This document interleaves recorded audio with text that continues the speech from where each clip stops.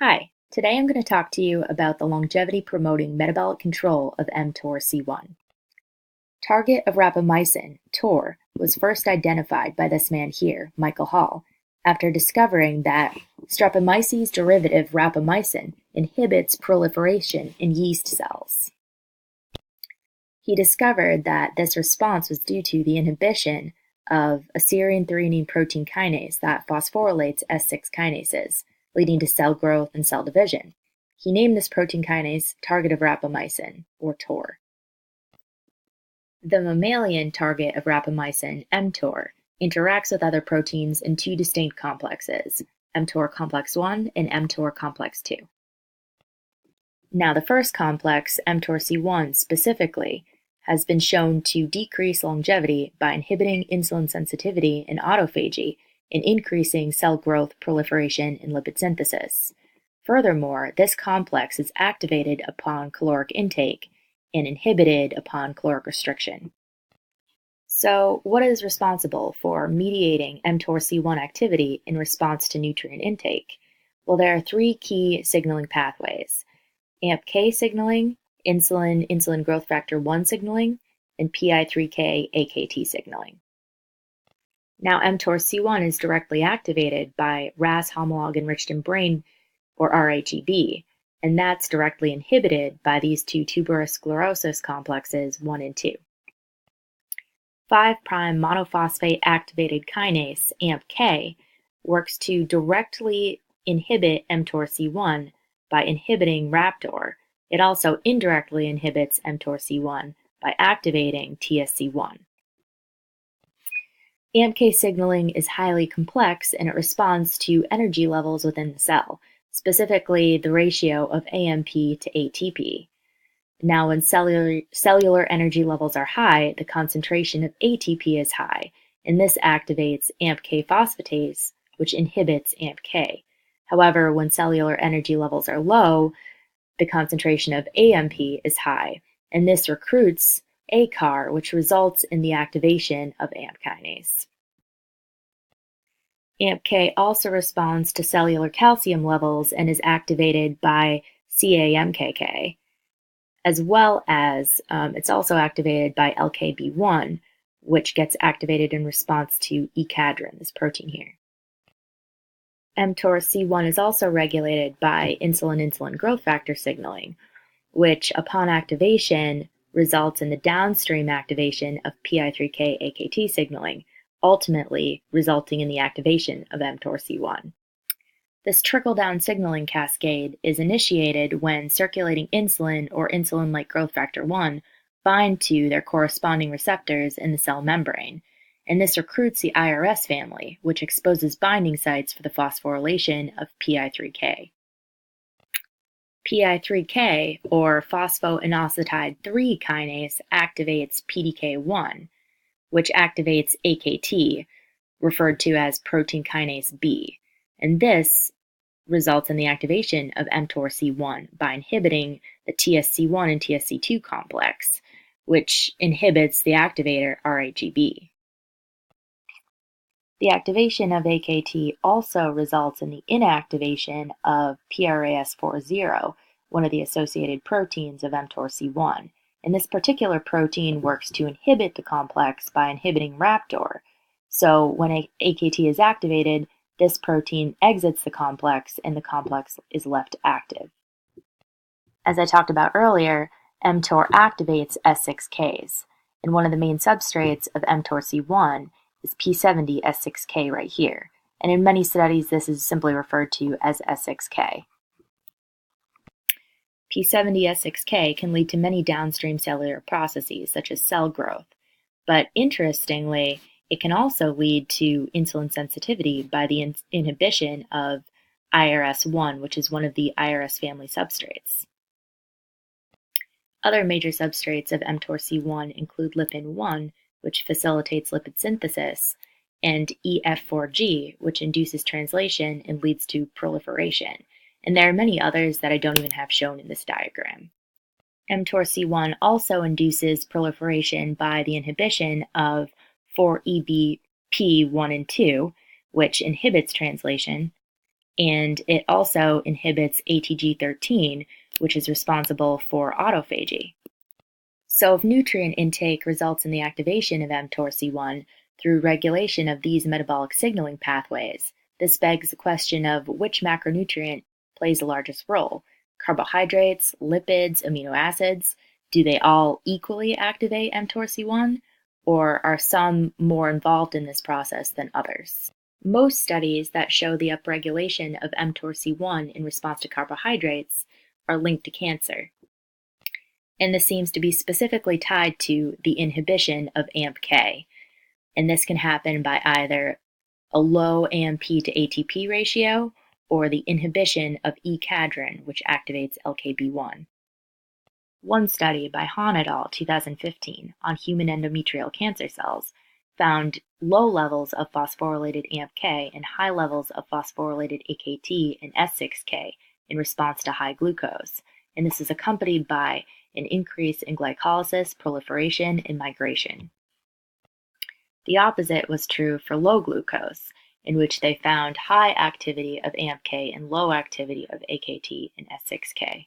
Additionally, they found that AMPK activity was inhibited by transcription factor SNAIL in response to glucose, and this works by inhibiting the transcription of E-cadherin.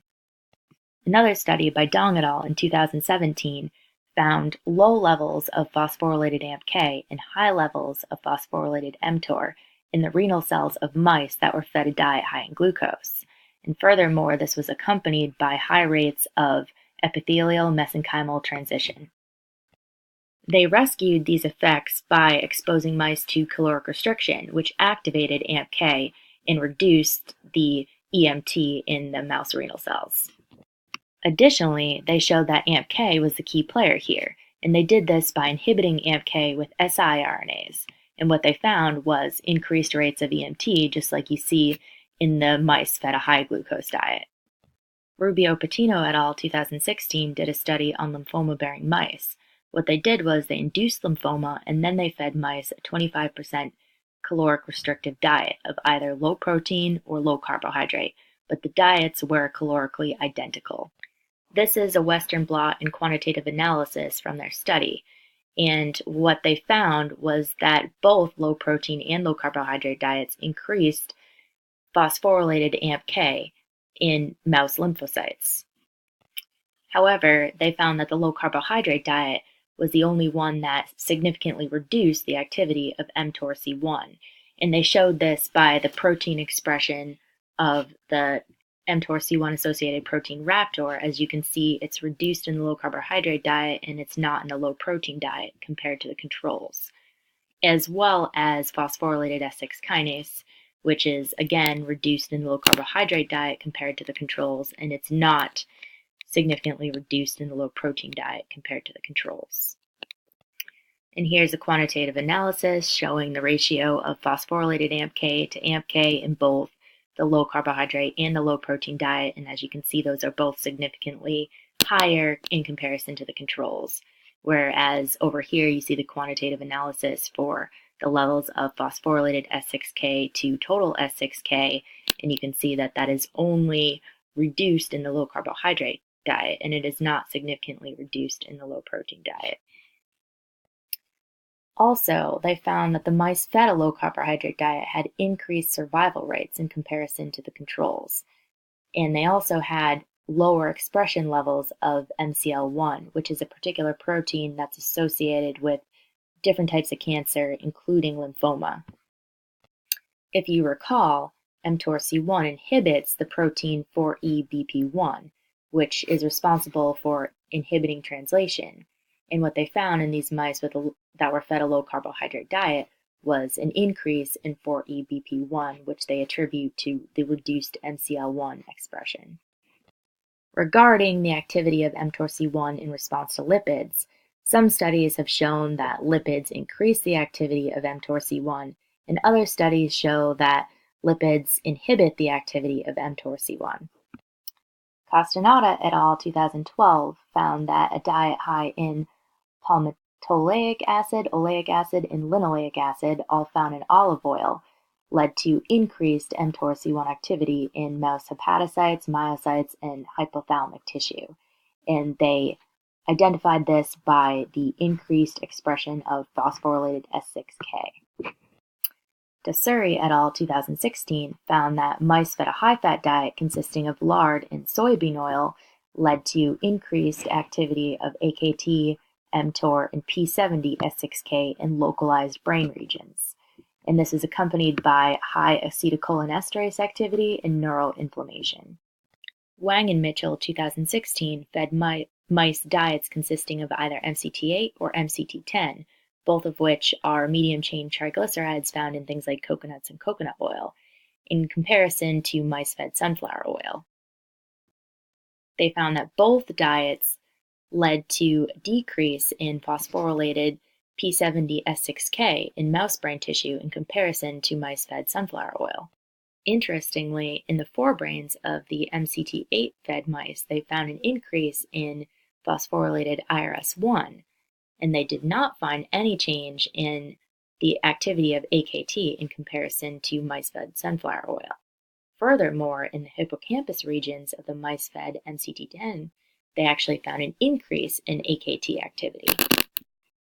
These results suggest another mechanism by which mTORC1 is downregulated, despite PI3K AKT signaling being active. There are other mechanisms by which amino acids regulate mTORC1, but one of the major ones is through insulin-like growth factor signaling, which induces the trickle-down cascade of PI3K AKT signaling. And this is important for things like muscle growth and muscle development. One study by Evans et al. 2017 found increased muscle mass and strength in human myocytes after people were fed a diet high in L-carnitine, creatine, and L-leucine. Interestingly, they found that this result was accompanied by high levels of mTOR, but not high levels of phosphorylated mTOR, phosphorylated P70SXK, or phosphorylated 4E-BP1, suggesting that the total availability of mTOR is important for muscle mass and strength, and not necessarily resulting in the activation of mTORC1. So, which macronutrient has the greatest impact on mTORC1 activity? Well, it's hard to say. mTORC1 has been shown to be activated in response to the intake of all macronutrients. It is worth looking into the types of macronutrients, such as the types of lipids and the types of amino acids, and how they may affect mTORC1 activity. Intermittent fasting may be beneficial by inhibiting mTORC1 during a specified period of fasting, and intermittent fasting has been reported to reduce risk factors associated with aging and disease. Studies such as those mentioned here might be useful for improving the health and quality of life for aging populations.